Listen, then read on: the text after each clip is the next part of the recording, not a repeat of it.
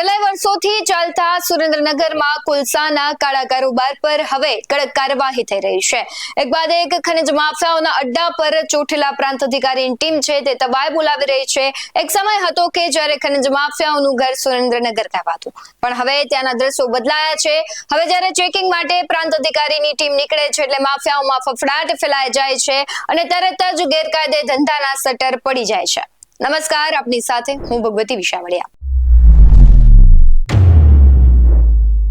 સુરેન્દ્રનગરના ચોટીલા પ્રાંત અધિકારીએ થાનગઢના નળખંભા ગામે ખનીજ ચોરી પર રેડ કરી કૂવામાં ઉતરવામાં આવેલા 11 શ્રમિકોનું રેસ્ક્યુ કર્યું છે. પ્રાંત અધિકારીની ટીમે રેડ કરતા માલિકીની જમીન માલિક રગાભાઈ જીવણભાઈ કોળી પટેલની જમીનમાં 3 ગેરકાયદે કાર્બોસેલના કૂવા મળી આવ્યા છે અને પ્રાંત અધિકારીની ટીમે તપાસ કરતા એક કૂવામાં જોખમી રીતે 11 શ્રમિકો ઉતરેલા હતા, જે કાર્બોસેલ કાઢવામાં તે ઉતરી રહ્યા હતા અને આ 11 જે શ્રમિકો છે તેને રેસ્ક્યુ કરવામાં આવ્યું છે. જેથી પ્રાંત અધિકારીની ટીમે કૂવામાં શ્રમિકોને રેસ્ક્યુ કરી સહી સલામત બહાર કાઢ્યા છે અને પ્રાંત અધિકારીની ટીમે રેડ દરમિયાન સ્થળ પરથી 1 નંગ ચરખી, 3 નંગ બેકેટ, 1 નંગ કમ્પ્રેસર, 15 ટન કાર્બોસેલ સહિત ₹80 લાખનો મુદ્દામાલ જપ્ત કર્યો છે અને પ્રાંત અધિકારીએ માપણી કરી દંડની વસૂલાત તેમજ જમીન સરકાર હસ્તે કરવાની પણ કાર્યવાહી હાથ ધરી છે. સમગ્ર મામલે શું કરી રહ્યા છે પ્રાંત અધિકારી, તેના પર નજર કરીએ. આજ રોજ અમારી નાયબ કલેક્ટર પ્રાંત ચોટીલાની ટીમ અને મામલાદાર થાનગઢની સંયુક્ત ટીમ દ્વારા થાનગઢ તાલુકાના નળખંભા ગામે આવેલ ખાનગી સર્વે નંબર 132ની અંદર કે જેના ખાનગી માલિક છે રઘુભાઈ જીવણભાઈ કોળી પટેલ, તેઓને ત્યાં આકસ્મિક તપાસણી કરતાં કુલ 3 કૂવા મળી આવેલ છે અને લાઈવ કૂવાની અંદર જે મજૂરો કામ કરતા હતા એ અંદર હતા અને એ તમામે તમામ 12 મજૂરોને રેસ્ક્યુ કરી અને બહાર કાઢવામાં આવેલ છે સહી સલામત રીતે. સાથે સાથે એક ચરખી, એક જનરેટર અને 15 ટન કાર્બોસેલનો જથ્થો એમ મળીને કુલ 8 લાખનો જથ્થો જપ્ત કરવામાં આવેલ છે.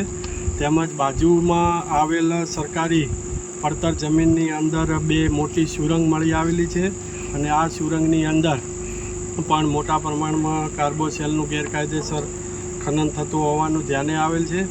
આમાં જે મજૂરો કામ કરતા હતા તે નાસી ગયેલ છે, પરંતુ એની અંદર બકેટ અને ડિટોનેટર જેવા જે એક્સપ્લોઝિવ છે એ મળી આવેલ છે.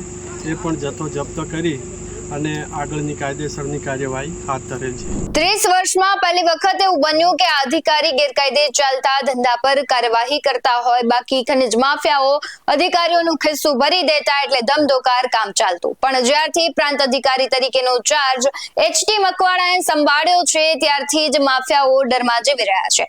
તે જ્યારે ચેકિંગમાં નીકળે છે ત્યારે માફિયાઓ તેમનો પીછો કરે છે. તેમને ઘણી વખત વહીવટની વાત કરવામાં આવે છે, પરંતુ કર્મનિષ્ઠ અને પ્રામાણિક અધિકારી જેમણે લીધું છે કે ગેરકાયદે ધંધાને બંધ કરાવવો છે એટલે તેમણે બધાને કહી દીધું છે કે હું ખાઈશ નહીં અને ખાવા દઈશ નહીં. હવે તમે પણ સુધરી જજો.